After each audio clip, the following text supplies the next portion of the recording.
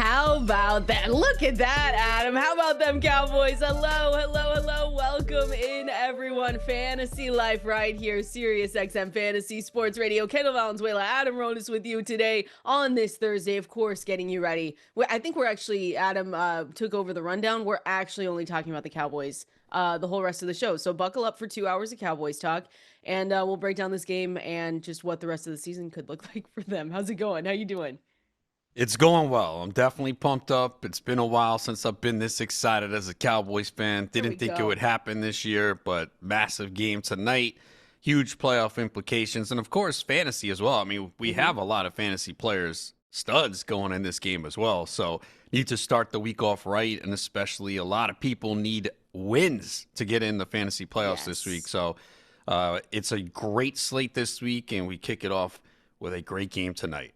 Hopefully. What could go wrong with Adam finally being excited? What could go wrong with Adam finally being excited about a Cowboys game? I can think of nothing that could go wrong. Huge implications in this game for both teams, though. I mean, that's the other part of this that people, I think, all realize is that it's not just this game. I mean, the Lions, from the point that they were at this time last season, they were dominating. Dallas Cowboys obviously weren't playing for much, but now with the changes on your defensive side, they've looked a lot better. Not necessarily amazing yet, but they've looked a lot better. We know what Dak Prescott can do in this game. And like you said, yeah, we're waiting to see. Amon-Ra St. Brown is actually questionable going into this, which I'm shocked about still. But if you have him and he says he's good to go, you're going to play him tonight. You have to, with the total being that as high as it is. Yeah, if he does go, I'm sure he's going to be limited. They probably put him out there, though, on plays where they're trying to get him the football. So I guess they'll see how he moves in pregame. Like I told you, I would not be surprised if he plays. Yeah. It's a big game, and I'm sure he's trying to do everything to get out there. But obviously they need to see how he can cut. That's the biggest thing, because that's really a big strength of his game is cuts. So if he can't cut on that ankle, then they'll be like, nah, I'm sorry. We want you out here, but we cannot risk it. I'm assuming people who have St. Brown, they're probably going to roll with him if he's active. I think you have to. Yeah. Right? Yeah. But you have to understand there is a risk. He goes out there, first play, it doesn't go well, and then he sits. That would be a nightmare for people who started him. Man. But that risk certainly possibly exists. But you're just going to have to monitor everything throughout the day and obviously get the official decision around about 6:45 p.m. Eastern, usually when those inactives come out. So, yeah, that's the big decision for tonight. So I hope St. Brown sits because I care about people's health and I want him to be healthy for the rest of the year. So take the week off. You're like, just go ahead and sit out. You obviously care only about Amon-Ra St. Brown's health. And fantasy is secondary. I mean, come on. Of course. Yeah, we've always heard that from you, Adam, that fantasy just doesn't dominate your life. No, we totally understand it. But yeah, it's a big one. Again, he's questionable going into this game. It would have been a lot nicer if they just said, you know what, he's going to sit this one out. We've talked about how tough Amon-Ra St. Brown is, though. And he doesn't need to log any practices to end up playing. That's the other part of it. So when you see the practice reports, some people might have said, okay, cool, he wasn't practicing, he wasn't out there, but he's one of those players that just doesn't need to be out there, and then he could say and turn around and say, hey, I'm ready to go. That will also put a wrench in Isaac Tesla manager's plans as well. Did you see how much he went for last night in our GST? Yeah, but do you know why though? Why? So last week. Because it's our last. Well, yeah, it's our last week. Yeah, I thought I had him beat. I didn't have $355 left. Oh, you really didn't? You were lower than 355? I didn't want to spend $355. How about for that? what? You taking the money home?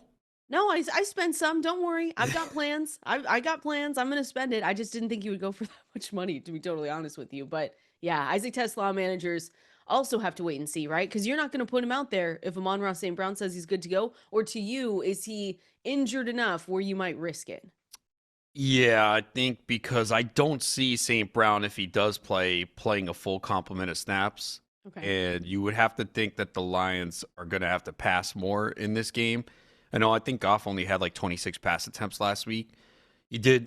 Tesla was on the field a lot. I think over 90% of the snaps only had the 2 targets. So it would make it more debatable, right? If you have a close decision with him and another player, you might go, well, St. Brown's active. That means they feel he's good enough to go. That'll get him targets. So you could go in a different direction.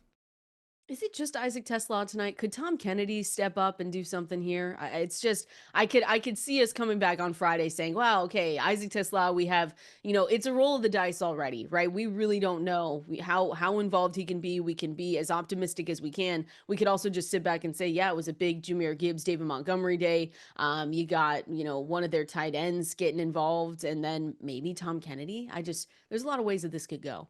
I mean, he could, but what is he going to give you? 4 for 40? Yeah. That's the thing. I don't think there's much there. They're obviously going to focus on their key guys. We saw Jamison get fed last week with St. Brown out, Gibbs. They're going to Gibbs. I think they're going to focus on their key guys. And because again, they just lost too many key players. I mean, even Brock Wright, the backup tight end, is out. So they're going to focus on JMO, Gibbs, Montgomery, and if St. Brown somehow plays him. If not, Tesla could get some targets. Let's hope so here. Again, Amon-Ra St. Brown, questionable to play in this game tonight. He did not practice all week, so I think that puts him on the wrong side of questionable heading into this game. But you never know. Adam here is just concerned for his health. So when you hear about him talking about him today during the show, it's just for his health, not even close to the relevance that he brings to this game at all for the Lions. Other side of this one too is Dak Prescott. You said it at the beginning, Adam. We've got a lot of fantasy players going in this game. So you're looking at this, and the good for Dak Prescott, he's the QB5 right now, 19.9 points per game. And he's been on a heater, to be honest with you, over the last 4 games, 22.1 points per game, which is the 3rd best mark among quarterbacks. So they're vibing. You got CeeDee Lamb, you got George Pickens. Jake Ferguson is all the way up. I think he's my tight end 5 tonight. So you've got a lot of fantasy relevant players that you can go ahead and roll out there and hope that we get to the total and get those fantasy points, really. Yeah, this is going to be a massive start to the week for those that have players in this game. And we kind of saw it last week, too. I mean, we had more games, obviously, on Thanksgiving. But if you got off to a big start last week, you probably won, seeing how the Sunday slate went. But, yeah, you got 2 receivers in Pickens and Lamb that are pretty much top 10, top, wide receiver ones. Ferguson doesn't have the same big ceiling game that he had when Lamb was out, but certainly can get you double digits in a PPR at the tight end position. And Javonte Williams keeps getting massive volume, and he always has a good game if he can find the end zone. So, yeah, there's big implications here in this game, obviously from a real NFL perspective with these teams battling for the playoffs and for fantasy. I mean, you're penciling in big games. Anytime you're putting Lamb, Pickens, Dak in your lineup, you're expecting big games. So if they come out and fall short, it's going to lead to a few days of being down as you get ready. Option. Yeah, we not can't an have option. that. Give him a text, call him. I know you guys talk all the time. Huge fans of the show. Just give him a call and say that there's no option other than tons of scoring tonight, tons of fantasy points. I mean, for the season, to be fair, Dallas, they rank 5th in percentage of drives to reach the red zone at 35%, and they lead all teams across the NFL with 2.4 passes per game inside the 5-yard line. So it's been good. I said it before. At least Dak Prescott, he's been on a heater. I appreciate you always telling me, you're like, just go get Dak. I'm like, okay, I'll go get Dak. That's totally fine. But yeah, this is going to be a big one. I think, the other side of this game for you guys is that Quinnen Williams, even with him being brand new here, pass defense keeps stumbling. So we'll see what they're able to do. If they're able to get to Jared Goff at all. But yeah, should be a fun one. Yeah, I think everyone is expecting a high-scoring game. So hopefully we get that. Totals 54.5. It's indoors. Don't have to worry about weather. And again, this Cowboys offense has been putting up big numbers lately. They're on a roll right now, and Detroit is playing for their season basically. So should be a fun game. It better be. It's going to be. There's no other option, right? We have to have good vibes on Friday. We can't roll in with a dud game. No chance. This is a huge, I mean, for the Lions, especially this time last year, like we were looking at this team, not this time specifically, but they were the NFC's top seed, 15-2.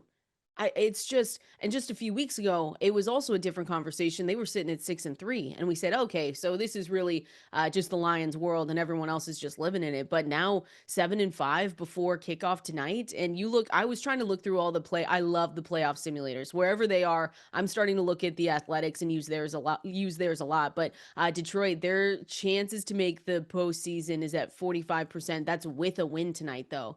So it goes down. They take it all the way down to 12% if they lose this game tonight. That's how big this is. Yeah, I think they miss it if they lose this game. The Cowboys would be in trouble too. The only hope for them would be the division at that point. And, can Philadelphia continue to struggle? That would be their pathway. But Detroit's hope for a division title would really diminish. They're already 1-3 in the division. They got the Bears and Packers playing each other twice in the next 3 weeks. They would need a split there and a lot of things to go their way. But yeah, this is it's a playoff game essentially for both teams. That's what makes it even more exciting. We have a few of those this week, and then obviously in the weeks ahead. So because the Lions, if they're at the Rams next week, I don't think we get the Rams team that played the Panthers. Probably I don't think we not. Get that Stafford again. Yeah.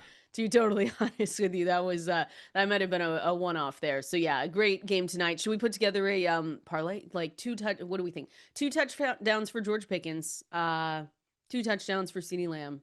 Yeah, I'm sure that's going to happen. Gibbs. Yeah. Well, we could just keep going. Just two for everyone, then we'll all be happy. It's a primetime game on a Thursday. Of course, it's all gonna go chalk. Like it always does. I know.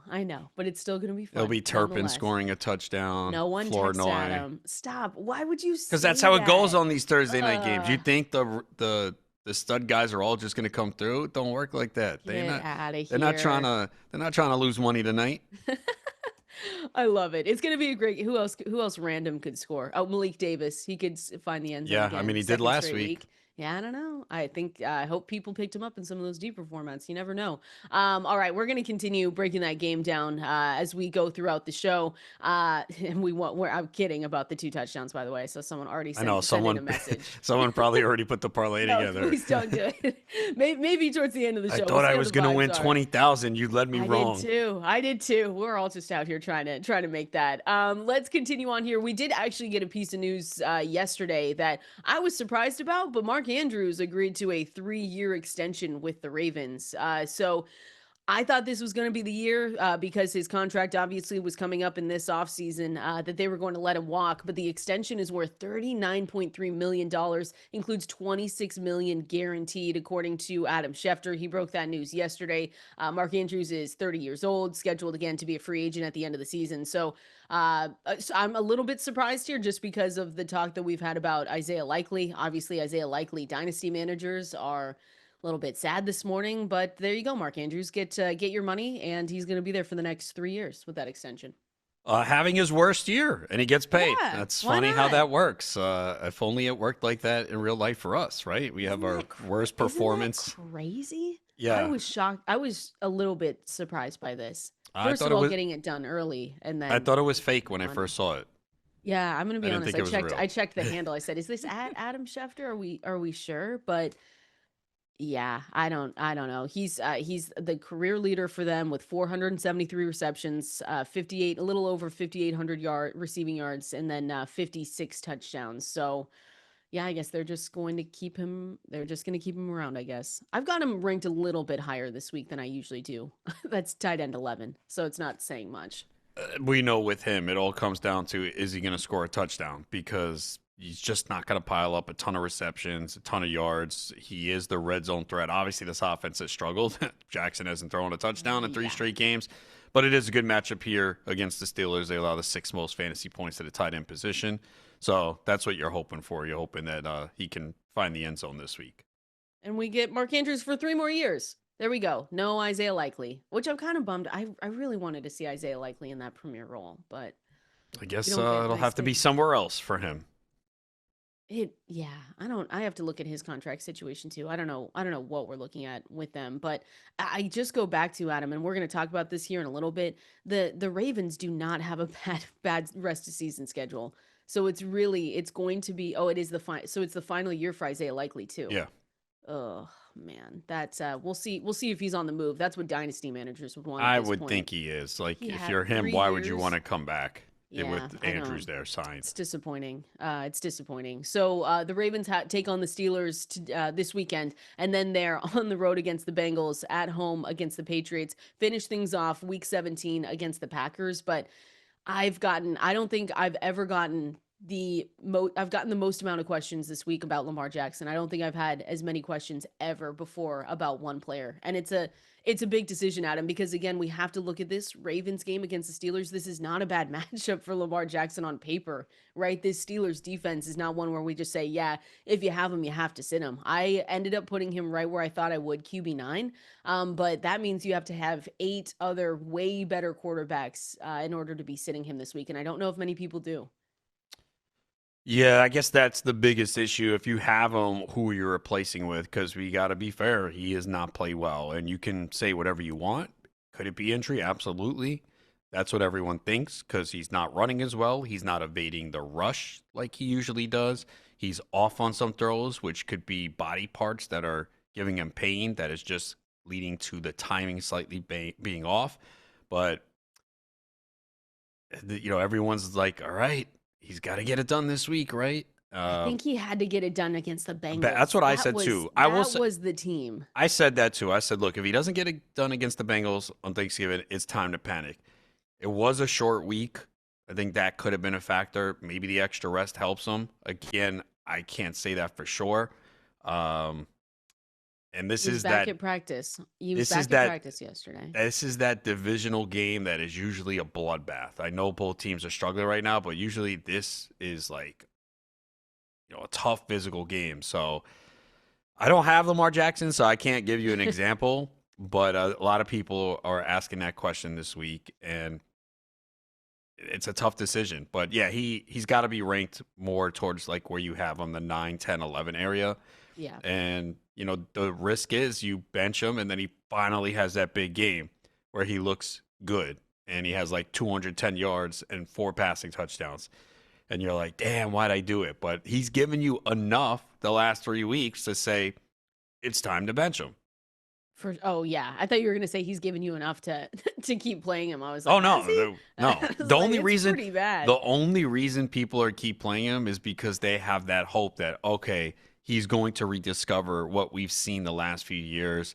That game is still there. It's going to happen, and you don't want to miss out on it. That's what the hope is. But based on what we've seen the last 3 weeks, what's crazy too, we had 4 touchdown passes in his first game back against Miami. And he started that game slowly too. Like it looked bad early and then he picked it up. So I don't know if it's just a multitude of injuries that are just piling up because obviously it was the hamstring first that kept him out. Then he's been on the injury report with like a toe and all these different things. So it's probably all of those factors that are just leading to him not playing good football right now.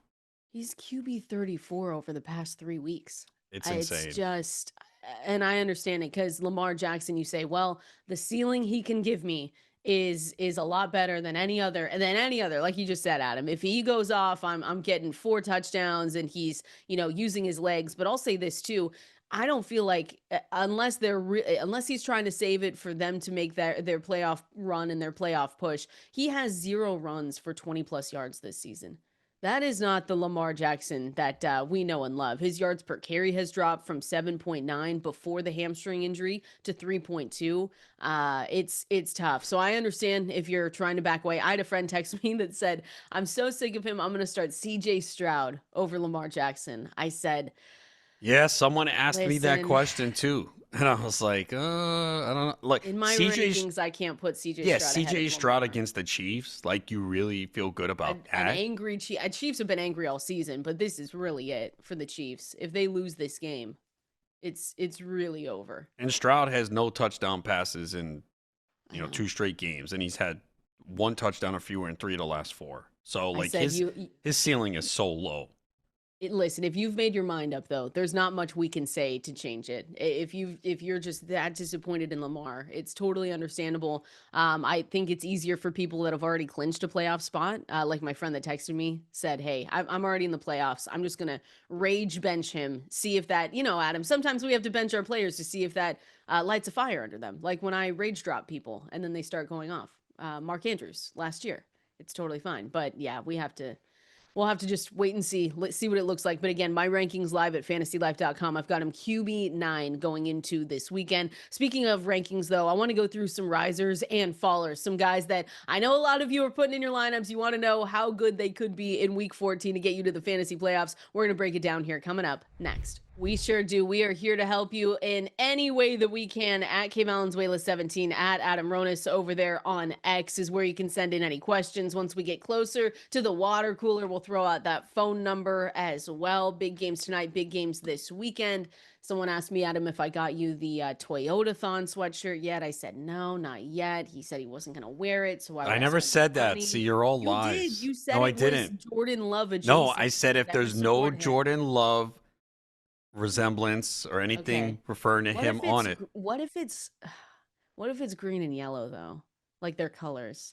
As long as it's only says Toyota. Yeah, if there's no Packers on it, then yes, it's fine. All right. So Michael asked me that. He sent me a message earlier this morning. He said, "Did you order that?" I said, "Only if he says he's going to wear it." Like I can't wear any rival opponents' apparel. I can't do it. Like I would never wear anything Eagles, Giants, Washington, Green Bay, San Francisco. There's no way. I don't know. You can wear like a Texas Rangers jersey. Okay, no. A Houston Astros? That's what I'm saying. That's the same thing. No. That's what I'm saying. Like I can never do it. I don't care. I don't care if it was free. I would throw it away. Or give it to someone. I would give it to someone else. There we go. You'd get I if it was the Yankees, I would use it as toilet paper. Oh my God. You're so funny. No, we know. Everyone knows to not send you any rivals gear. You're just going Cowboys. Cowboys forever. I mean, I could wear like maybe an AFC team, like Denver Broncos or something like that. Teams you don't care about. Yeah, basically. Like I don't really despise those teams. I have a ton of because I have a ton of shirts from shout out to Homage. They sent so many cool shirts, but like you said, they do have cool shirts. I was wearing it and someone asked me, they're like, "Where'd you get that?" Well, especially like the NFL Jam ones, like those. They have. If you guys ever want to go check out some cool Tech shirts, Mobile ones. Yeah. Those are sick. So that's when I say, you know what, this like you said, this Denver Broncos shirt's looking pretty cool because they have cool stuff. But no, like Toronto Blue Jays gear, get out of here. I would never. I can't do that. That still hurts, right? I was talking. I was at like a Christmas get together the other day. It's all I can talk about because some of the people were from Seattle. So my first question was like, are you still sad? And they said yes. So yeah, it's gonna hurt for a long time, forever. I think. I think they're hurting too after the way their season ended, and now they're gonna sign every free agent. Sorry, apparently, sucks. Sorry, I don't feel bad for you. No, I kind of do. Now I feel bad. But anyway, rankings. We can go rankings, risers, and fallers. Some of these guys, Adam would wear a shirt with their faces on it. Maybe Jacoby Brissett. I know we've talked about Jacoby Brissett a lot. You would wear a Jacoby Brissett shirt. He's looked good. Yeah. He's helped our fantasy teams. I've played him in a couple leagues. So yeah, I would. All right, there you go, Jacoby Brissett. You can send us any merch that you have. Jacoby Brissett, though, definitely moved up my rankings going into this weekend. Might be more startable than some others. He's my QB 13 this week. I had him at 10. I dropped him down a little bit, Adam, but Jacoby Brissett, no matter what, since taking over as the starter in Arizona week 6, he is the QB 5. 20.7 fantasy points per game, and he's averaged 313 yards, 1.9 touchdowns per game in his 7 starts. Kyler Murray's practice window was not opened this week, so we'll have to wait and see when he is going to be able to return and if he does return for the rest of the season. But no matter what, this could be someone where if someone asked me Jacoby Brissett, Lamar Jackson, I would say toss up, whatever you want. If you want to feel better in your heart, maybe you go Jacoby Brissett because the floor is a lot better with Brissett than a lot of these other quarterbacks right now. Trivia for you. The Rams have given up 2 games this year of 300 passing yards or more. Ooh. It's by the same player. Who is it? Michael Wilson? No, quarterback passing. Oh, wait, what are you asking? 300 yards passing. The Rams. They've allowed Brissett? 2. It's Jacoby the same. Brissett? No. Who? Lamar. Mac Jones. They haven't played. What? Yes. Wow, I forgot about Mac Jones. Yeah. To be totally honest. 342 and 319 with 5 total touchdowns. So, yeah, I think the Rams don't want to see Mac Jones in the playoffs. They won't, obviously, but yeah, that is crazy because they crazy. Right. I have to look that up. Sorry, I thought you were asking about receiving yards, and I was like, no, it's gotta be Michael Wilson. Yeah, so that's the thing. So the Rams are a tough matchup. They did give up. Insane. It is. I'm looking at these two games here. 26-23. Well, remember that Thursday night game, right? Yeah. When we were all like, "Oh yeah, the Rams are not going to lose. It's Mac Jones. It was a short week. Mac Jones went out there." That was the overtime game, yes. right? Yeah. Wow. And then it was 42-26 the last time they met. Yeah, that game, 319 and 3 touchdowns. So, I mean, and Bryce Young had 3 touchdowns against them last week. He only had 206 passing yards. So, again, it is a tough matchup. But the way Jacoby Brissett is playing, and he's going to put the ball in the air 40, 45 times. You expect the Rams offense to come out, put up points, and put Arizona in a spot where they're playing from behind and continually passing. It's going to be much tougher to run the ball on the Rams. So, yeah, Jacoby Brissett, again, this is probably the toughest matchup he's had in weeks, but you're banking on the volume being there and them trying to play catch up with the Rams offense putting up points. Look, I said maybe it was the Ravens. It was Cooper Rush when those two teams met. He put up 72 yards and an interception. Ugh, brutal against the Rams that last time.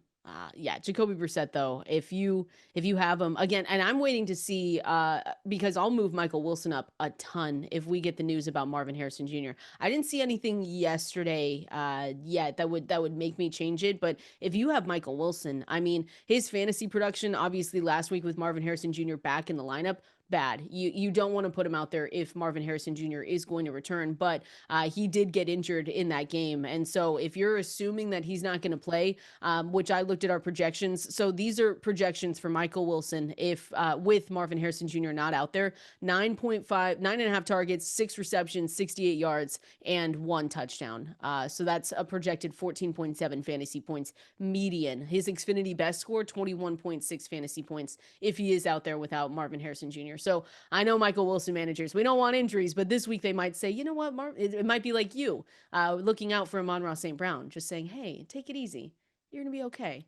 You have to care about the health of these players at times, and sometimes they just need to sit down and get right. You cannot risk injury for the future that can make it worse. And, again, St. Brown just got hurt last week, so he needs to take it easy.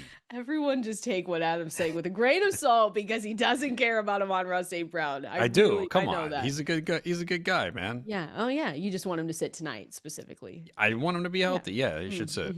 Yeah. Again, Michael Wilson, though, he'll move up the ranks, but probably someone that you want to move away from if Marvin Harrison Jr. is back out there, right? Yeah. It's sounding like Harrison's not playing. What was he was not moving well last week. Heel injury? Yeah. Was that it? Yeah. The Rams matchup too, a little bit neutral. So I would move him into probably a low end wide receiver too. If he does get there and Marvin Harrison Jr. isn't out there again. What about, because we always talk about, these players that are borderline startable, but can we just mention James Cook one more time of how I'm so disappointed in myself for just not taking him anywhere and everywhere. Fourth round, right? James Cook talked about regression. Now he's the RB6, 18.3 points per game. Yeah, he did go in the 3rd round of some leagues. And yeah, look, I love James Cook. Last year, I was saying if he can just increase the touchdowns, he would have a breakout year. He did. And then do you remember when the contract came? That was part of the issue as well. Was it late in camp? I thought it was like a couple days before the season started. Yeah, right? Again, my biggest concern with Cook was they only gave him 207 carries last year. August 13th. Oh, okay. So it was a little bit earlier than I expected. Yeah. 48 million. He had 207 carries last year. So we talked about touchdown regression, which has happened. It has happened, right? I mean, he's got 8 rushing and 1 receiving. So he has seen less touchdowns, but he has a full workload, way more volume, like we talked about. Because I remember us going through the options, right? It was like, okay, he either scores the same amount of touchdowns, or the regression comes, or the other one was, well, what if they just give him this full workload and they just don't really, they don't look to him and say, well, we want to make sure we keep you bubble wrapped and all that. And he's gotten the latter part of that. He had 32 carries last week. Yep. So, yep. Because they had talked about how they wanted to have a similar backfield to last year. And he is going to set by far a career high in touches this year. Even in 2023, he had 237 carries over 17 games. He's always been an efficient back. He's 5.1 yards per carry in his career. So it was just, okay, is he going to get the volume? Because if you just do numbers and you go, okay, here's your RB1. He's going to get 207 carries in 16 games, and he's only going to catch 30 passes. You're going to be like, well, that's kind of not enough. Yeah. And that's exactly what we're looking at. He had 1,009 rushing yards last year. You would have thought with Cook's season that he would have had like 1,300 rushing yards. He had 1,009. He just had 18 total touchdowns. He's got 9 total touchdowns now. So he's not gonna come close. I mean, he could get 13 total, 14 total, which again is a little lower than last year. It's just he's making up for it with the yards. He's got 1,228 yards rushing. I mean, there's a good chance he gets to 1,600 at this pace, especially with the way this offense is now. I mean, you saw what they did last week. They were in danger. Passing offense wasn't working. All right, we're going to feed Cook the ball 32 times because the Steelers just could not stop him at all. So, and it's 2 games this year. He's got at least 27 carries. So it was never the talent with Cook. No. And everyone else felt the same way because if they didn't, he'd be going in round 1 or 2.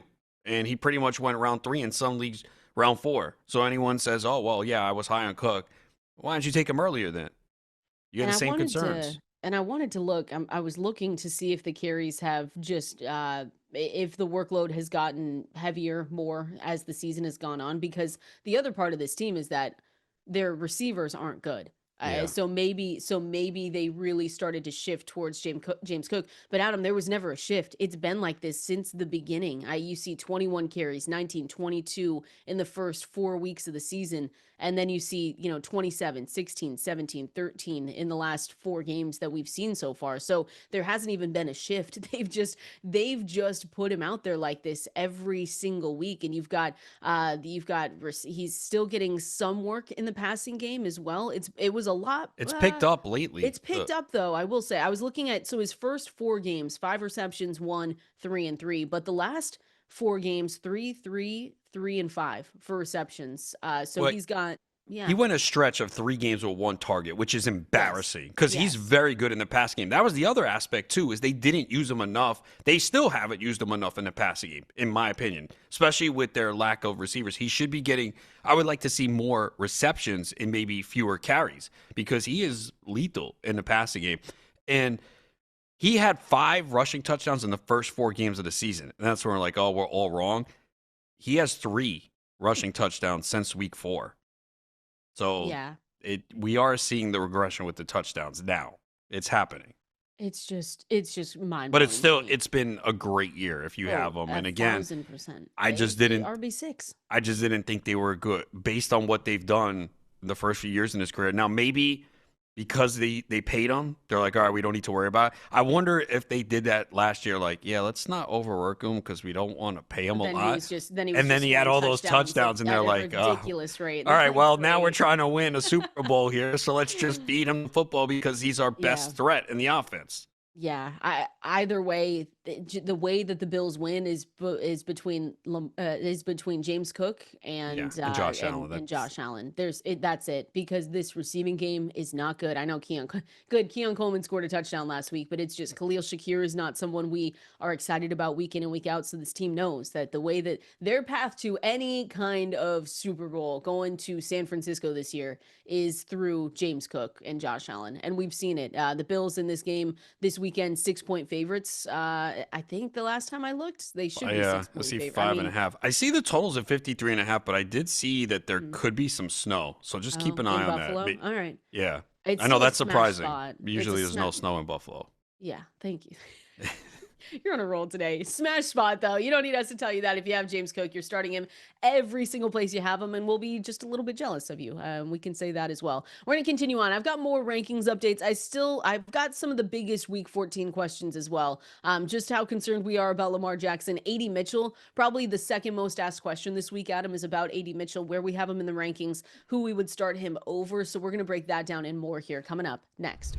All right, guys, it is that time. The holiday season is here. The fantasy playoffs are here. You do not want to be skipping meals. You don't want to be missing out. So I want to talk to you about Huel, because you don't have to worry about being hungry in the next 20 minutes. You don't have to worry about the sugar. With Huel's Be Ready to Drink shakes, they have 35 grams of protein, 6 grams of fiber, 27 essential vitamins and minerals, no sugar added, gluten-free, and get this, my favorite part, they are $5 per meal. Again, I've told you my favorite is the chocolate peanut butter. Adam has yet to try it, but we're going to get him to try it. I also love their daily green strength, because sometimes you just never, you don't eat as many vegetables as you need to. But if you want one that I love, it's the peach hibiscus. And in these super greens drinks, they were developed by registered nutritionists and dietitians. They have only 42 vitamins, minerals, and superfoods, only 25 calories, 4 grams of fiber, and only 1 gram of sugar. So again, I know you all listening are getting ready for the fantasy playoff push. You're getting ready for the holidays, but don't skip out on your meals. Huel makes healthy eating simple. They also have just launched into Target stores nationwide, so you can try both products today with 15% off your purchase for new customers with my exclusive code FANTASYLIFE at www.huel.com/fantasylife. Use my code, fill out that post-checkout survey, help support the show. Go get it done. This is Fantasy Life right here at Valenzuela 17 at Adam Ronis over there on X is where you can find us and ask as many questions as you can going into the week, because this is a big one, Adam. I know a lot of people. I looked at my league standings because I've clinched a playoff spot in my big one, my college league that we've been doing for a long time. There is a traffic jam right in the middle. I mean, teams with 7 wins, that are trying to get in. I think we have 4 teams with 7 wins. That it's just, this is a big week. Big decisions being made this week to get into the playoffs. It feels like a lot of leagues are like that this year, where it's just a group of people that are just very close, hovering around 500. Yep. And obviously this week is going to determine a playoff spot for many of those teams. And it's exciting. It's also nerve-wracking as well.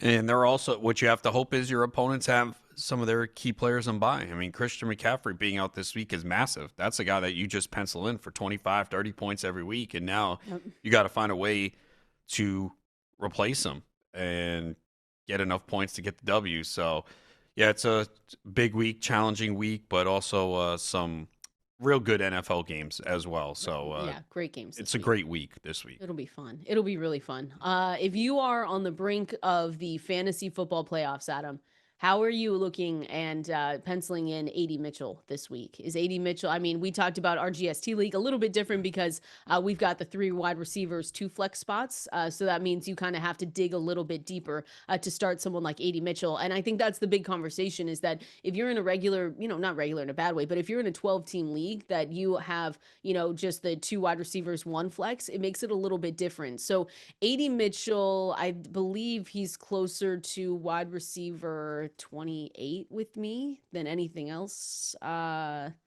have to take a look. I'm on the running backs. How do I do this I was 29, wide receiver 29. So it's not necessarily a must start, Adam, but how are you looking at him? Do you think his breakout is real, where you could start him this week if you needed to?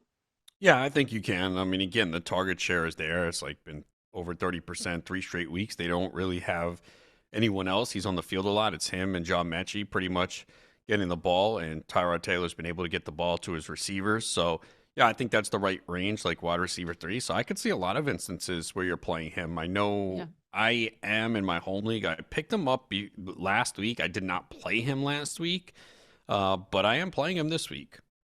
Yeah, I did not pick him up. I only tried twice, and I was not able to get him. But 92% route participation rate, 32% target share over 2 games since starting with the Jets. That's what we love. And I know we'll have to wait on Garrett Wilson. This is the last week, right? That he could be out and then he could come back, I believe, if I'm right on the timeline there. I think that is correct, and I'm just not sure what they're going to do. I kind of You actually changed your mind on that because they've been putting up fights in these games. They have not. The Jets overall have not given up. So I could see Garrett Wilson just wanting to get out there, which obviously would take a hit for AD Mitchell rest of season. But this week you don't have to worry about that because you don't have him.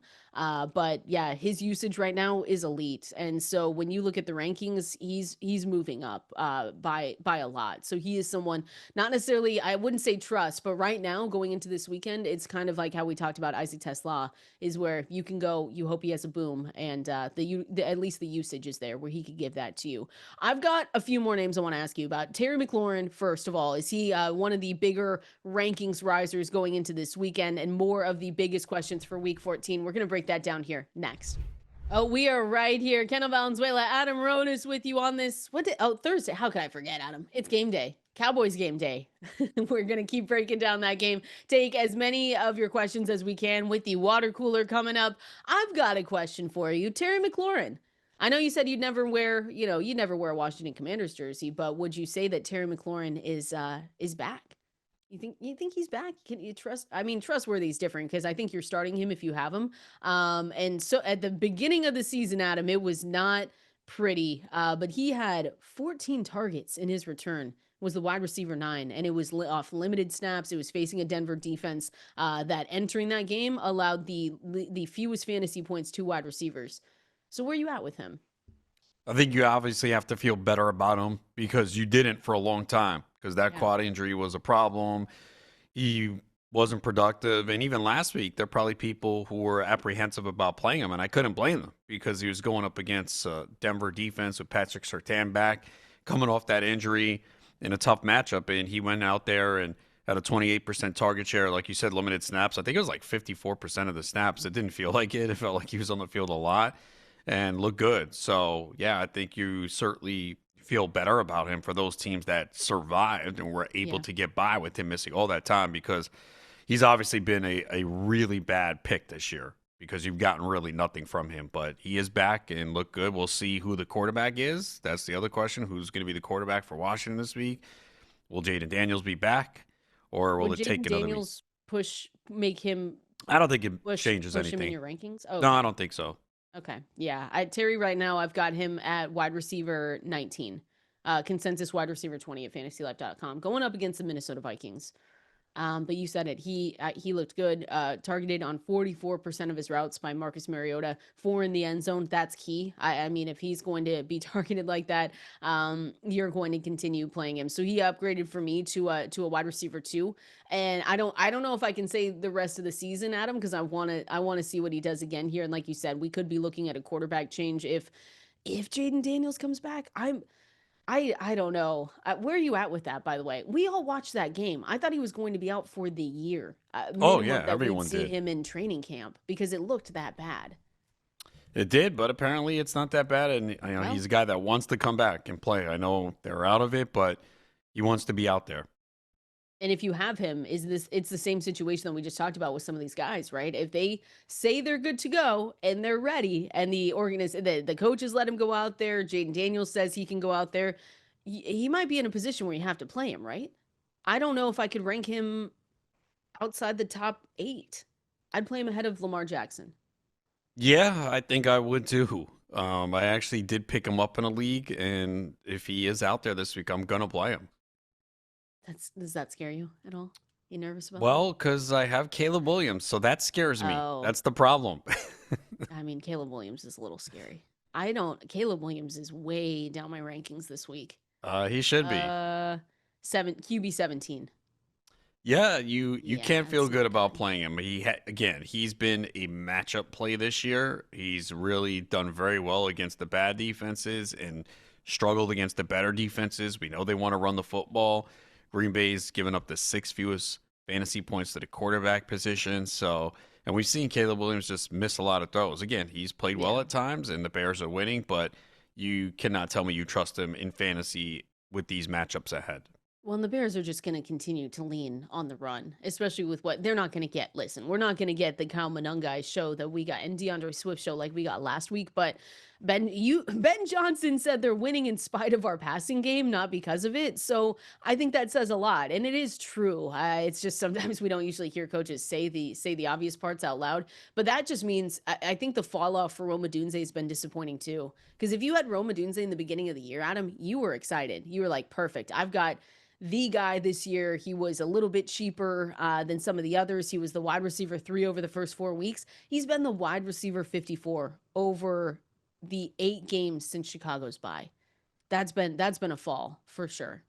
Oh, trust me, I know. I have him in a couple leagues. It has not been fun. And a lot. You liked him that much. Who? Rome. Yeah, I got him in like 2 leagues. Okay. I didn't think you really liked him that much. Yeah, in that area where he was going, he was one of the guys I was looking at. So yeah, I have Odunze and Egbuka on the same team, which I thought was going to just be great. At the beginning it was. And it's fallen off that team. So I thought I was a lock to get like the most points, best record, and now it's not going to happen. It's not even the volume, though. His efficiency has gone down, too. Well, again, it's not just the volume. A lot. I mean, he's had some drops, but also Caleb has missed them. Again, last week he was wide open, and Caleb couldn't get the ball to him. So it's a combination of factors. And also, Luther Burden getting more involved, Colston Loveland getting more involved, and them focusing more on the run. So it's a combination of factors. But if you have Odunze in a lot of instances, unless you're in a shallow league, you're likely playing him. Because I keep saying, when you look at that range of receivers that are ranked like in the 20s, you don't want to play any of them. At some point, someone's got to be out there in your lineup. Exactly. Okay, out of 84 targets, how many do you think have been catchable for Rome Odunze this year? 54%.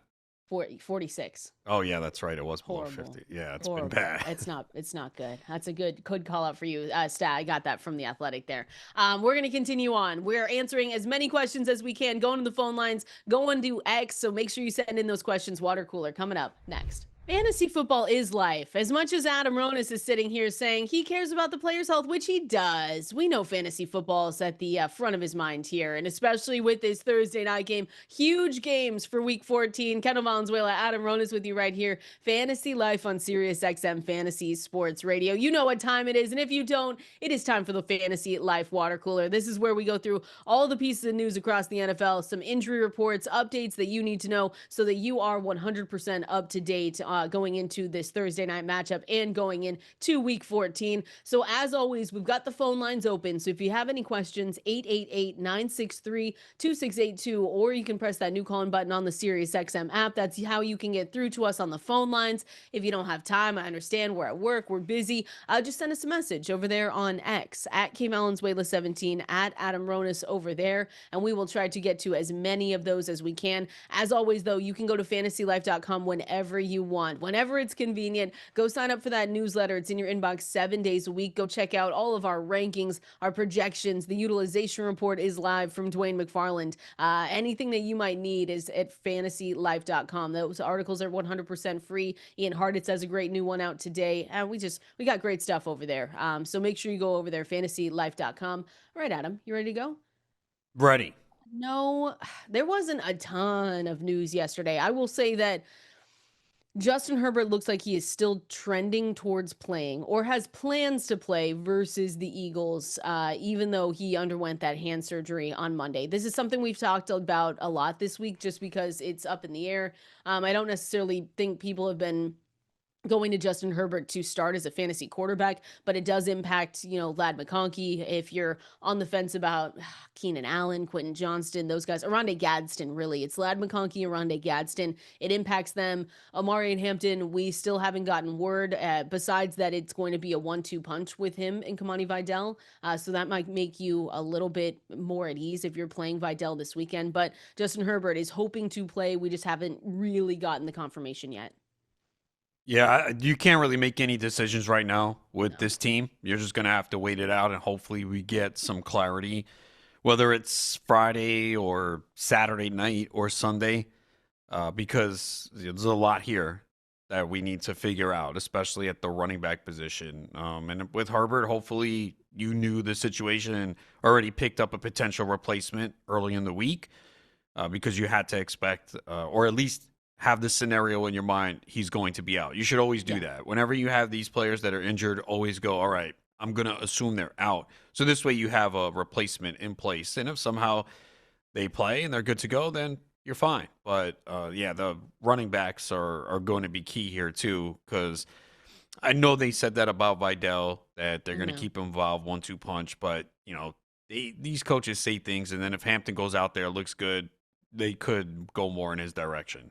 Yeah. And I don't have him ranked fully yet at Fantasy Life. I saw someone, ask about Amari and Hampton's ranking. We just don't know yet. I want to wait till we have confirmation. So that's why I have him at running back like 45 or something like that. If they told us today, tomorrow, that he was 100% good to go and playing on that Monday night game, I'm probably, Adam, moving him closer to RB 18. I think is where I'd have him. I'd have him inside the top 20. He'd be a top 20 play for me. Yeah, if he comes back, even if they do keep Vidal involved, I think you're going to see him play a big role. Yeah. Especially in the passing game, too. We saw he started to get more involved in the passing game before the injury. So, yeah, I think this is just a situation where you're going to have to wait for the news. So, you can't really give an answer right now. And again, I have both on one team, and I'm just going to wait and see what happens. If Hampton does play, I'd play him over Vidal. Yeah, absolutely. So it's like Adam said, wait and see mode. But Justin Herbert again is trying to get back out there to play for that. And that's the other part that stinks, Adam. It's Monday night. I really hope they give us that news.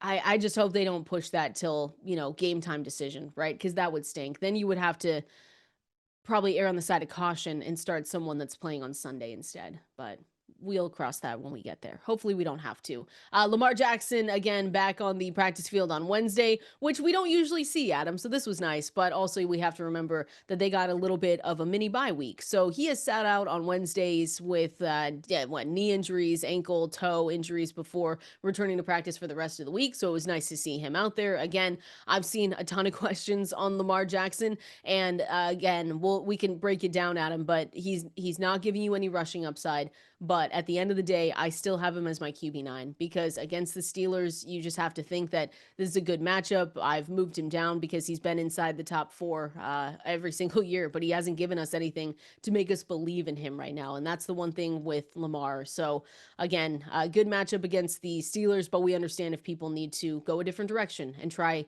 anything else because the floor is really bad with Lamar.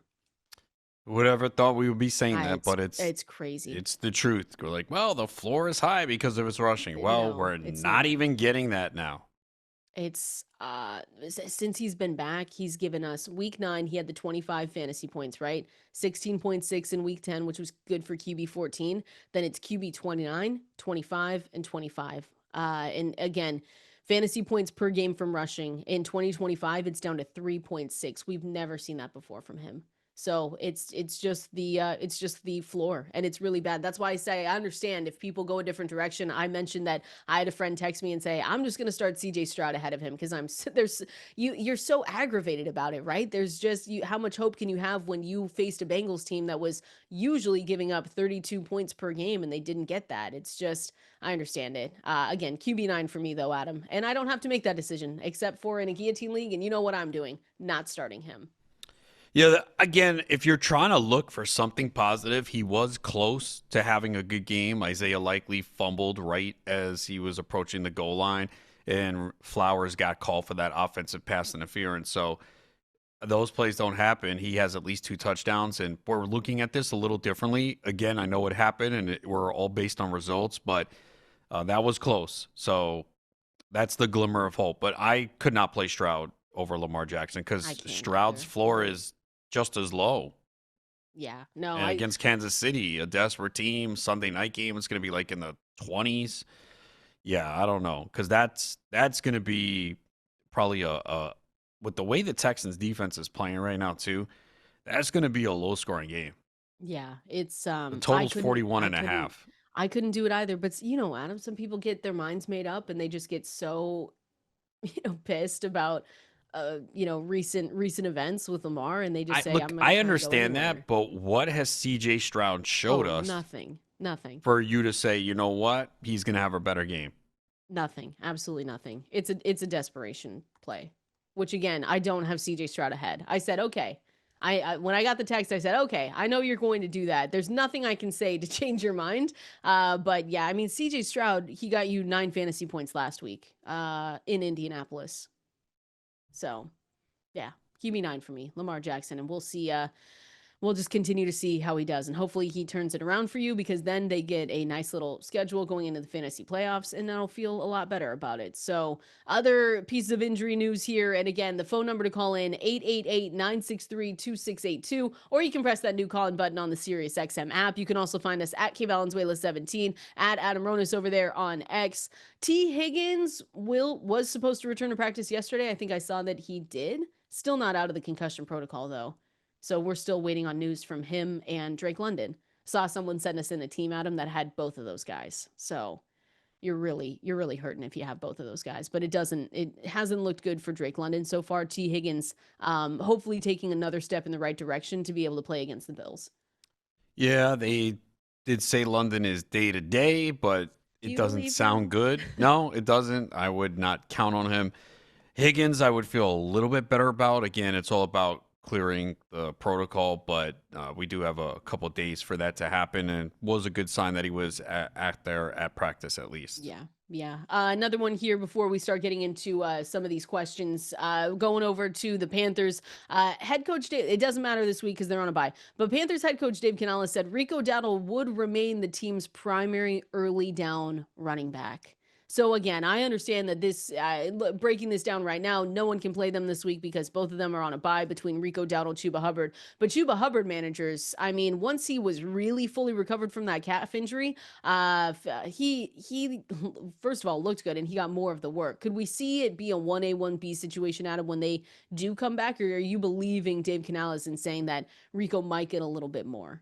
I never believe coaches, so it doesn't matter what he says, because that could be the case to start the game. And if Hubbard looks as good as he did last week, they'll just go with Hubbard. So I think this is more of a hot hand approach right now, which is not ideal. I know people who have Dowdle like that they hear Canales saying that, but I don't think it means much at this point. I think it's a really tough situation if you have either back, because it's not the ideal scenario at this point.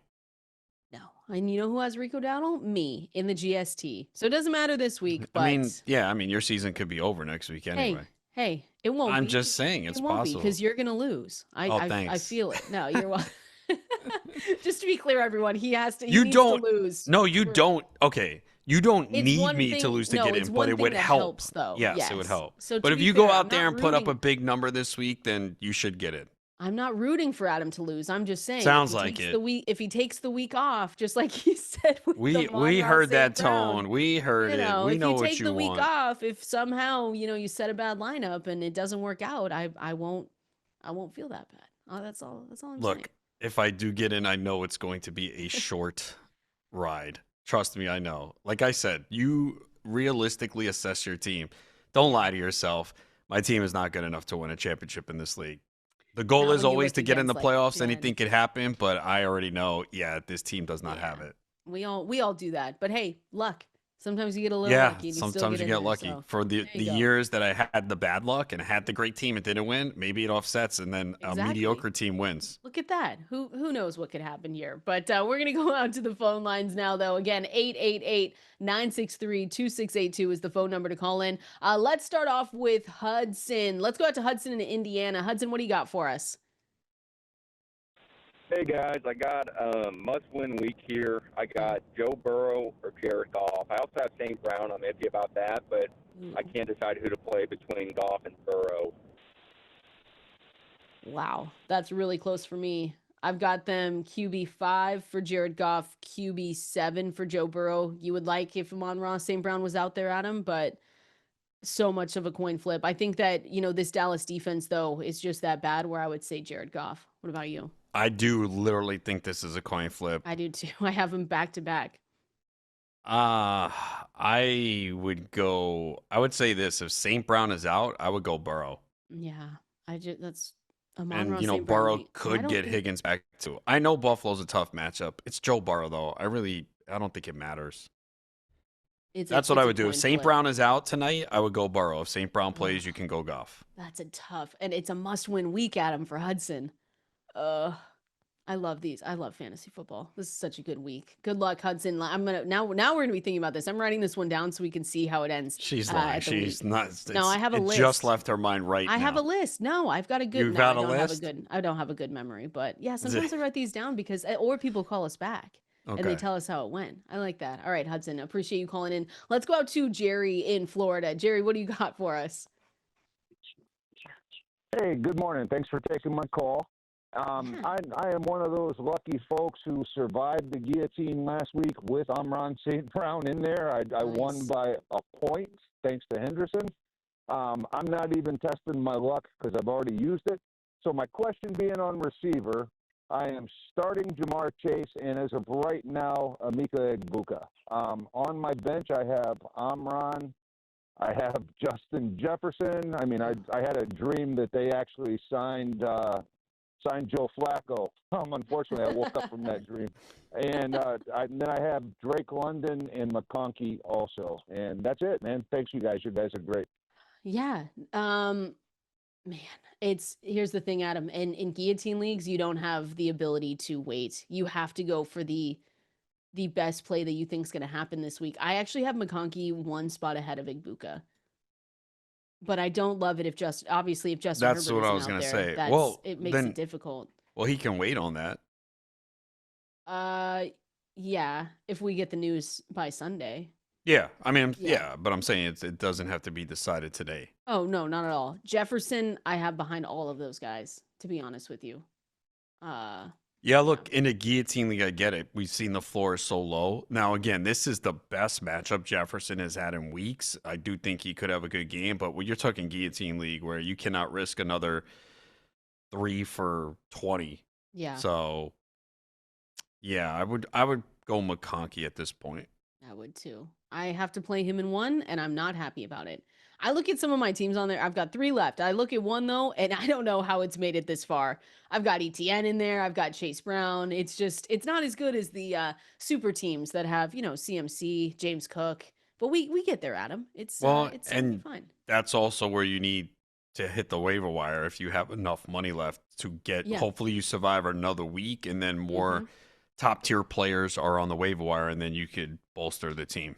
Exactly. Let's do another one out here. Let's go out to MK in Oklahoma. MK, what do you got for us? Hey, yeah, thanks for taking my call, first of all. I have Amon-Ra St. Brown as well. If he starts today, is there any concern starting him? Also, if not, then I've got to choose between like Jaden Higgins or Adonai Mitchell. Also on the waiver wire, I can get like Parker Washington or Isaac Tesla or someone like that. What do you think? Thank you for taking the call. Yeah, like it would be Mitchell if you're going in a different direction. But look, the thing with St. Brown, if the team is going to put him out there tonight, I'm playing him, right? Is there risk? Absolutely. He could go out there, first play, make a cut, be in pain, and say, yeah, I can't do this. So that's where it comes down to each individual. You have to make that decision. Are you okay taking that risk? But for me, generally, if the team is putting him out there and the doctors, because again, they're not going to risk this guy's future. He can tell them hey, I'm fine, but they're watching him. They're seeing him. They're going to watch him closely in warmups. But if they feel he's good enough to go out there and play, then I'm going to put him in my lineups. You understand, though, he could leave early. And if you're going to sit there and cry about it when that happens, then don't play him. But you also understand that he could put up a massive performance. So again, you can pinpoint times where it failed, right? Where you said, damn, why did I play this guy? I knew he was injured and he did leave early. And there's other times they go out there and play well. I think it's happened a couple of times this year where most times the guys went out there, they played and they were fine. I can't remember off the top of my head. There's so many, but we go through this a lot every single year.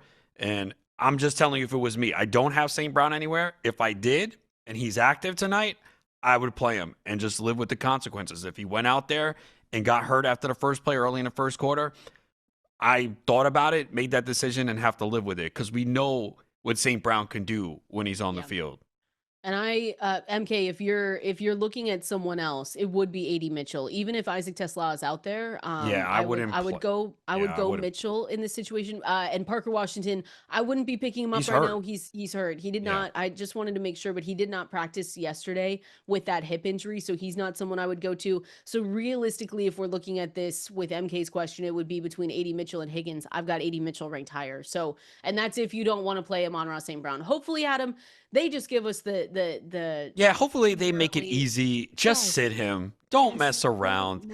Don't risk this guy's. You want to make sure he's healthy the rest of the year. Obviously, you don't have any care in the world that it's against your Cowboys tonight. No, it has nothing to do with that. Come on. It's a good one. All right, MK, good luck with that one. But yeah, AD Mitchell is the guy that we would go with. Just a couple more here that I see on X at Valenzuela 17 at Adam Ronis over there. This is from Maria. Is it crazy to sit Saquon Barkley for RJ Harvey this week? My other running back I'll be playing is Jonathan Taylor. This is another player, Adam, that has not been good. Saquon Barkley. I do not have him. Wow. So the question was, is it crazy? I don't think it's crazy at all. I mean, Harvey's going against Vegas. Yeah.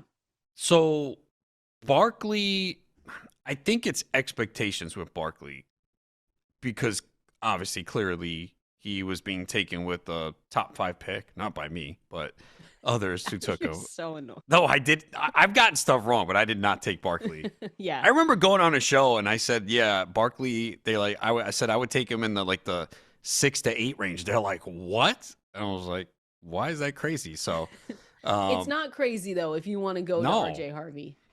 Here's Las Vegas. Okay, here's the thing with Barkley. It's just we haven't seen the ceiling game. Like you've gotten a lot of double digit. He's had one game of more than 20 points. I think you need to see him. Like, I don't know what happened last week. How did he have no targets? Had no receptions. He had 2 targets, no receptions. The week before, he had 7 catches for 52 yards. So that's what I don't understand. He's got one 100-yard game this year. So look, he can get you 12 points. That's pretty much what he's been good for. What's his average in PPR? It's 14 points per game. So I think it's fine to go Harvey. I have no problem. I wouldn't talk you out of that. It's not crazy. No, I mean, especially going up against this team, this Las Vegas Raiders team, I should say, because they've got, I saw the stat from ESPN. They saw 3 different, it's sub 70% started running backs exceed 16 fantasy points against them in the past 2 weeks combined. So it's a good matchup here if you're looking at RJ Harvey. This could be a big week. And so, yeah, I don't think it's crazy. And I understand it because people are not very happy with Saquon Barkley. Let's do one more here and then we'll keep going.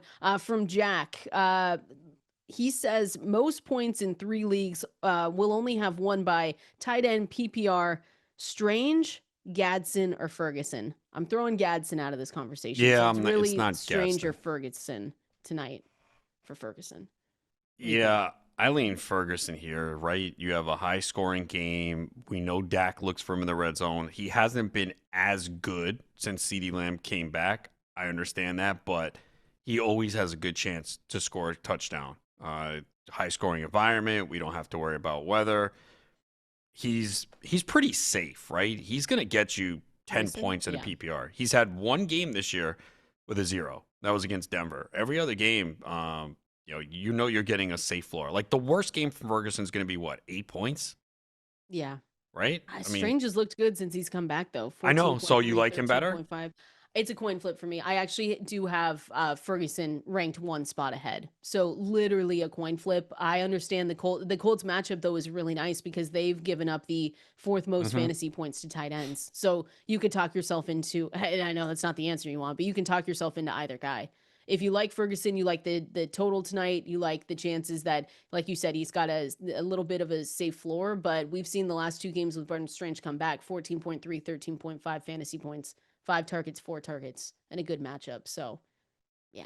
Man, I'm kind of talking myself into Strange. He's been a top 7 tight end 2 straight weeks. I mean, the target share, though, is only 15.8% in those games. Jacoby Myers is coming up. Brian Thomas Jr. is there. Not doing much, but he's there. Allegedly. If Parker Washington, it looks like he's going to be out, too. So, that opens it up a little bit there. So it's a really good question. We're going to continue on, though. It is time for the trust meter presented here by Vanacream. How much do we trust these players going into week 14? We're going to break it down here coming up next. This is Fantasy Life right here. Appreciate everyone hanging out with us on this Thursday. We've got the absolute best listeners. I know I'm biased, but that's what I believe. So appreciate people calling in. Appreciate everyone sending in messages also on X. We're going to try and get to as many of those throughout the rest of the show as we can. But first, Adam, it is time for the trust meter presented here by Vanacream. Again, we're going to rate the players on the Vanacream trust meter for this segment and see how much you trust them on a scale of 1 to 10. Vanacream gives guys no nonsense, fragrance free care designed for sensitive skin because every guy needs a little bit of help. Are you ready to rate these guys? No. Okay. Next segment then. Let's roll a break. What would I do if you just I know, said that's no? why I said that. I figured, let me see how she's going to react to this. Time for the next break, everyone. We'll just try this again when Adam's ready. Okay.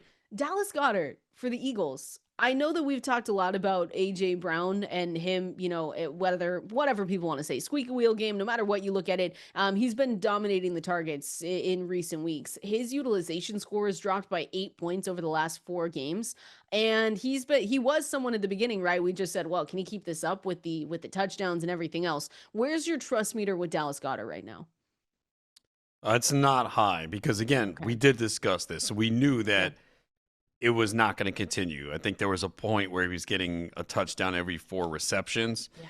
So it's difficult to trust him. So I'm going to say 4. It is a pretty good matchup here for him, but you're just reliant on him scoring a touchdown. We already feel less enthusiastic about this Eagles offense. I mean, it's painful to watch right now. They just seem so disjointed at this point. And yeah, again, Goddard's had a good year, but he's really tailed off. He has not scored a touchdown since week 8. And this is exactly what we said was going to happen. A lot of his lines are very similar to what he was doing. The difference is no touchdowns. So you look at the last game, he scored 2 touchdowns. He had 3 for 28 on 3 targets. He had other games where he had 4 for 37, 2 touchdowns. 3 for 19 and a touchdown, 1 for 33 and a touchdown. So It was easy to see coming. He's basically been a guy 4 or 5 targets a game. He had a nice stretch where he was scoring. We knew it was not going to last. Even with that decline in touchdowns, he still has 1 touchdown for almost every 6 receptions, 7 touchdowns on 40 receptions. So it's just the regression is coming. It was easy to see. There's no way you can continue what he was doing, and now you're seeing it. And he's been below 5 PPR points in 3 straight games. Yeah. No, Jeez, it's been no bad. wonder why my GST team can't score. He's my tight end. You're playing Goddard? I have no choice. Oh, boo. They don't run a ton I had of him and plays. Hawkinson, and I finally dropped Hawkinson. I couldn't take it anymore. Yeah, I mean, you're not gonna like. Well, this week I don't know. Dallas Goedert though, tight end 16. You have better streaming options. Yeah, great. Not Adam, but other people have better options that they can maybe go and look at. All right, trust meter.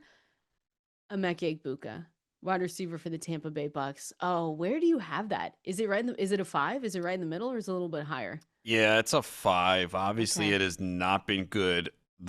We keep saying the one thing is he keeps getting the targets. He's getting 8 to 10 targets a game. Maybe this is the matchup where it finally happens. Chris Godwin came back and has looked okay. But if Evans comes back, I think it actually would help him a little bit because he would get less attention. Clearly, the targets would go down, but maybe it gives him better matchups where he's not facing the top corner because you have to worry about Evans. So, yeah, it's disappointing because Egbuka looked like it was a home run pick, right? We were feeling really good about it. He looked like a league winner. Yeah, first 6-7 weeks, and it has really tailed off since then. But as we keep mentioning, when you look at rankings, like he's still someone you're probably going to start. It's just we're not seeing the touchdowns, or we're not seeing that boom game. He's actually failed to hit double digits in PPR formats in 6 of the last 7 games. Now he's had like 9, 9.8, 8.2. Yeah. But the targets are still there. So you got to hope that this is the week that the offense can get going against the Saints at home. And again, part of it is Baker Mayfield, and they've also had some tough matchups as well.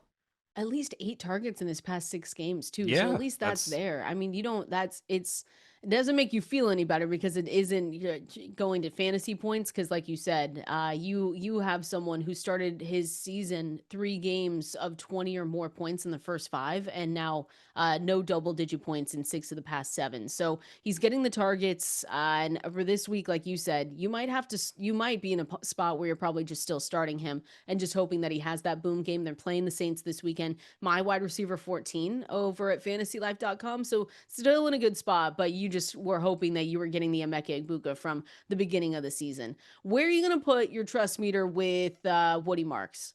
He's my RB23 this week. What do you think? So the problem with Woody Marks is just he can't score touchdowns. Their goal line play calling is horrific. Their run blocking isn't good. The utilization is there. The volume is there. It's just like RJ Harvey. How we talk about him, we say it's there. It's just there's not the fantasy points aren't coming with it. Yeah, he's been getting the touches. That's what we want from him. So I have to put the trust level at 4 because number one, it's a tough matchup against Kansas City. Could be a low scoring game, and we've seen it. Usually, if you tell me, hey, this running back is averaging 18 touches in his last 4 games, sign me up. He's in my lineup. Automatic start. No doubt about it. But it has not translated into fantasy points for Woody Marks because as good as the volume has been, I mean, we're looking at 3 straight games below 8.4 points in a PPR. And the other problem is, why isn't he involved in the passing game? He had a stretch this year because I was playing his prop for a while. He had 4 for 50, 3 for 24 for 49. Then all of a sudden he gets this role that we've been asking for, and we see 0, 2 for 18, 1 for 7, 1 for -5, and 1 for 3. So why aren't they utilizing him in the passing game? So yeah, that's the issue with him is he's also dealing with an ankle injury. Remember, he left the game, he came back, but it wasn't 100%. I think it was the end of the 3rd quarter. They show him he's reaching down, grabbing for the ankle. He didn't practice yesterday. So keep an eye on this because I don't think he's 100% either. They're saying that he should be good to go. But I am starting him in a couple leagues. Again, they're deeper leagues, but you can't have a high trust level right now. No, because even though he's taken over the backfield, it's not giving you fantasy success. And that's the disappointing. It's the disappointing part where we have to look at the utilization and we say, oh, it's all there. Like the role is there, just how we've talked about RJ Harvey. But then on the other side, we say, well, how high can we rank him when he's not scoring you fantasy points and giving you fantasy production? So I look at this and not being involved in the passing game is huge. He has 1 target in 3 straight games, right? That's I don't awful. get it. I don't understand it. That was a big part of his game and why he was so appealing when we were looking at, okay, we didn't like Nick Chubb this season, so we said, all right, Woody Marks could really be this guy if he gets involved on the ground through the air as well. On top of that, this matchup is tough against the Chiefs, right? They're a bottom 6 team in rushing yards allowed to running backs on the year. And since week 9, according to NFL. And then they're also bottom 10 in fantasy points per game allowed to running backs. If you can get away from it, I understand. But I also understand people that can't get away from it. RB22 is a tough spot. That's where I have him, where he's just borderline, where you'd almost want to go somewhere else, but you realistically probably can't. Because there's not many. That still puts him in the range of, I mean, he's around Mason, Kyle Monangai, DeAndre Swift, Warren, Kenneth Walker. Like that's his guys. All have, beige red flags. Yeah, I mean, with Monangai, I mean, he's obviously splitting, but right now, he has a better chance at a touchdown than Woody Marks. Yeah. Even splitting. He hasn't been very efficient. I think Monangai scored in 4 straight games, if I'm not mistaken. Or at least 3. Now, where's your trust level with him? It's a little higher, but again, it's still a split. Yeah, he scored a touchdown in 4 straight games, which again, it's also a tough matchup. But we thought we thought he had a tough matchup last week against Philadelphia, and they ran all over Philly. So. Yeah, 19 fantasy points at Green Bay. This is a huge game. On my bench, I didn't start Monangai. You thought Monangai was a must start last week against Philly? In a team in a GST level team, where you don't have that many options. Well, if I had him in GST, he'd be my RB. Well, not RB1 anymore. I got Bucky back finally. He'd be my RB2 easily. He would have been my RB1 all those weeks. Is it 3 receivers, 2 flex? I guess no, it was a tough matchup, so you're right. I don't. You think know, the league that start. one of the leagues I had him in was the NFFC. So that's 2 running backs, 3 receivers, 1 flex, and yeah, I thought I had better options, but I mean, Monungai, I know he was on the injury report too with an ankle issue, but I don't think it's serious.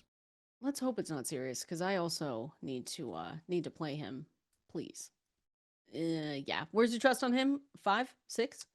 I'd say 6. Okay, that's not bad. They just seem to be running the ball a lot. Again, it's a tough matchup against Green Bay, but I think they're going to just continue to try and impose their will. Let's hope for all the common on guy managers out there. Let's hope that he continues to get you those fantasy points. Again, that was the Trust Meter here presented by Vanicream. Vanicream gives guys no nonsense, fragrance-free care designed for sensitive skin, because every guy needs a little bit of help. We're going to keep going through the matchup notebook. I want to talk about some matchups that we've already highlighted, but Patrick Mahomes going up against the Texans, what our expectations are there, especially with their running backs, talking more about Ladd McConkey, DK Metcalf. We're going to break it all down. Continue taking your questions as well here. Coming up next. Athletes, coaches, and even college players, we already know they're getting huge endorsement deals, but the hardest working players in fantasy football, that is commissioners. Mike's Hard Lemonade, the brand for people who go hard, is launching the first ever fantasy commissioner endorsement deal. That is right. You can nominate your commissioner for an MVP level endorsement package that includes a $25,000 signing bonus and a bunch of other cool swag. They can say they're the best commissioner in the game. I'm going to put Adam up for this, so let's see if he gets to do it for Adam Ronis. If you think your commissioner deserves the spotlight, though, submit your nomination at mikesfantasyendorsementdeal.com now through December 9th. No purchase necessary. Nominator 21 plus only. Nominee 25 plus only. Winner not hired as endorser. See rules at mikesfantasyendorsementdeal.com. Please drink responsibly. Mike's Hard Lemonade Co., Chicago, Illinois. All right, week 14 is here. We're going to start breaking down this Thursday night game. Basically, that's just going to be Adam talking for 10 minutes by himself about the Cowboys. And we'll be here to listen to it, but we're also here to continue answering your questions going into the weekend. I've got a few others here, and we'll talk about matchups as well, Adam. I see this one from Jamie saying, who do I start? 12-team full point PPR, Woody Marks, Devin Neal, Kamani Vidal, or Aaron Jones. So the last two are tough because Aaron Jones, we don't know if he's going to play. Kamani Vidal is a tough start. I don't want to answer that one right now because we just don't know Amari and Hampton's status. I know that we're assuming he's going to be back, which would push Kamani Vidal down the rankings. So I'm just going to leave these two to Woody Marks, Devin Neal, because I feel like those are the two that are worth, talking about right now. And I think I've got Woody Marks ranked higher. Yeah, I know we just said a lot about Woody Marks in the last segment, but I mean, he needs a touchdown to come through, but the volume is there. It's like 18, 19, 20 touches, and you got to hope at some point he either breaks off a long run, they feed him a little bit more in the passing game, or he finally scores a touchdown. But their goal line offense all year has been so brutal. They're play calling, they're run blocking. So I guess you have to hope Marks can break one from like 20 yards away. Or again, just take some of those runs away and give him receptions. Yes. I mean, come on. You see it's been a struggle between the tackles for the most part. So get him in space in the passing game. So hopefully they do that. But yeah, I would have to go with him there too, based on the volume. I mean, I like Neal. It's a little bit closer. Like I've got Devin Neal ranked 25 right now. So it is close if you were looking at Devin Neal. But just for me, I do have Woody Marks there. Devin Neal, it looks like we're not going to have Alvin Kamara again this week because he was not practicing. And he saw a lot of good expanded work on the ground. 58% rush share, led the backfield with 71% route participation rate. Neal did because we were worried about Taysom Hill. We were talking about Audric Estime. But I think he's a borderline RB2. He's got a good ceiling at 16.9 fantasy points according to our Xfinity best ceiling projections. But still, I've got Woody Marks just a little bit ahead. So we're gonna go with that one here. Another one I see from Jack, also have Herbert in Superflex. Same here, and it's the worst, Adam, because I'm in the playoffs. It's our first year with this dynasty super flex. It's so annoying. Anyway, do I play JJ or pick up Lance and use him? Ooh. Should we go Lance? JJ I mean, McCarthy? you can do that. Yeah, you can do that. It makes it easier if you know if he's this way you especially since it's Monday. So this way you just wait Monday and whoever starts, go with them. You're not happy with either of the options, so you're really just hoping that Herbert plays. But that way you can wait till the very end, right? And just say to yourself, all right, I've got Lance, and if Herbert isn't good to go, you can just play him. So that's, that's the direction I would go, because JJ McCarthy, well, I guess it can't get worse than Brosmer, right? That's what we keep telling ourselves, Adam. It's going to be totally fine. Matchups, though, what are you looking at with Patrick Mahomes? I know we've talked about this Texans game. He's been held under 22 fantasy points just 4 times this season. Texans, though, I mean, this is a really, really tough defense. And we've talked about them being sneaky in that playoff push. Feels like this is the game that the Chiefs this is the last time we're going to say it. They absolutely need a win. But Patrick Mahomes is one of my top plays this week as well. Not top plays, but he's inside the top 5. Yeah, look. The matchup is extremely difficult. The Texans allow the fewest fantasy points to the quarterback position. They've held many quarterbacks under 200 yards. Daniel Jones did have 201 and 2 touchdowns last week playing with that fibula injury. So they also do allow some rushing yards, and we know Mahomes tends to run in the big games. But, yeah, look, the season's on the line for Kansas City. And we've seen Mahomes rise to this occasion many times. He's not going to do what he did last week against Dallas. That was a much easier matchup. But, yeah, I think Mahomes is lower than usual this week. But, you're not benching him for Bo Nix, Jordan Love, Daniel. You're not doing it. You're just going to say, it's on Jordan Love, though. It doesn't matter at this point. But, yeah, I could see, like, if you have, I don't know, Mahomes and Stafford, I'd play Stafford over him. I've got Stafford ranked ahead of him. I've got Hurts, Jared Goff. Joe Burrow is also close for me. I could see. Right, so there's a handful of quarterbacks you would play over him, but once it gets to like 7, I think you're like, it's a tough matchup, but it is Mahomes with the season on the line, and you just hope he can give you enough to get you a W. And Travis Kelce, this is I know a tough player to bench, but I'm looking at this matchup as well, and the Texans have given up only 3 double-digit fantasy point totals to tight ends this season. I'm looking at Tyler Warren, 11.2, but maybe it's a Travis Kelce day. Who says no, Adam? What could go wrong? Nothing. Yeah, Not much. The Chiefs losing in prime time to end their season would be pretty stunning. I know. We've got great games this weekend. We're going to start off by talking about the good game that we have tonight, Thursday Night Football. We're breaking down this game here, going through the projections as well and what you could expect. We're going to break that down here and continue answering your questions coming up next. It's about that time. Time to go through this Thursday Night Football game yet again. It's a good one. Adam, do you just want to talk about the Cowboys the whole time? Are you good? I was just going to let you go solo. They pretty much have the top fantasy players in this game, right? I mean, Dak is an elite quarterback. So, we can talk about the Cowboys the whole time. Okay, all right, we'll do that. But realistically, I mean, our expectations in this game is that it's got the highest total on the weekend. When we look at that, Dak Prescott, I mean, he's been really good. He's been kind of on this little bit of a heater the last couple of weeks as well. So if you have Dak Prescott, you're looking at this situation. He's the QB5 right now, 19.9 points per game. He's gotten you 22.1 over the last 4 games on average, which is the 3rd best mark among quarterbacks.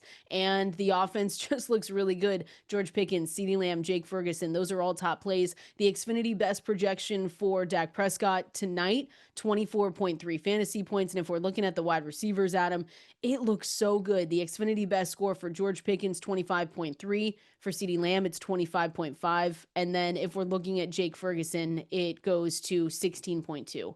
That would be a beautiful day if we got all of those. Yeah, most players in this game you're starting. I mean, it's really that simple. Sometimes we run across the matchups, and that's how it is in this one. You're pretty much playing everyone. I mean, Dak's a must start. I mean, you might have another quarterback close to him. Maybe people have Dak Stafford, but Dak has just been rolling. It's a good matchup here against that Lions secondary. They've had some injuries there as well, so he's a start. Javonte Williams starts. CeeDee Lamb, Pickens, Ferguson. Yeah, pretty much everyone in this matchup.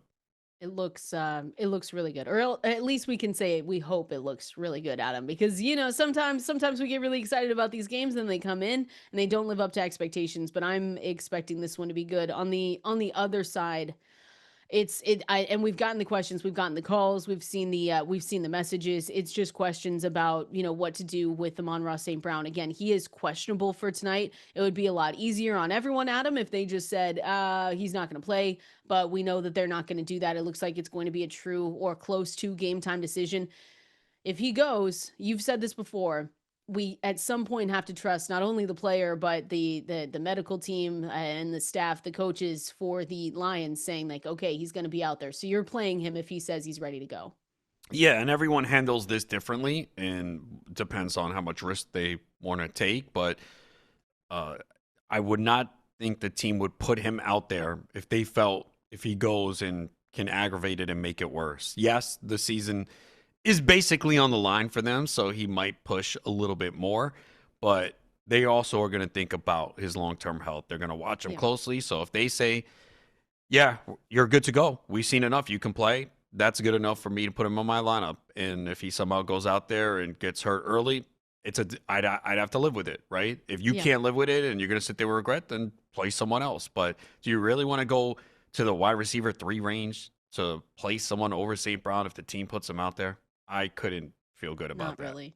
Isaac Tesla, though, managers, guys the guy that you picked up off waivers, he can be a good play if Amon-Ra St. Brown isn't out there. We've got an Xfinity best projection, 15.2 fantasy points, but we know, Adam, it's really looking like Jameson Williams is going to eat 25.7 Xfinity best projection in this game. And then at the running back position, it's Jahmyr Gibbs' world.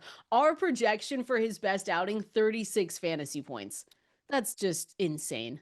Yeah, look, as a Cowboys fan, he scares me. We've seen it with that game against the Giants. Like, he could take it to the house on any play, and you got to figure that they are going to feed him a lot in this game. And the one difference I'll say, this Thursday game compared to others, both teams have had a full week off. Mm-hmm. It's not like it's not a short week.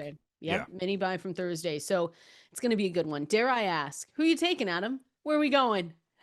We're taking the Cowboys, and it's +3. The disrespect. There we go. Go Cowboys. What could go wrong? Go Cowboys. I'll take the Cowboys with you for sure.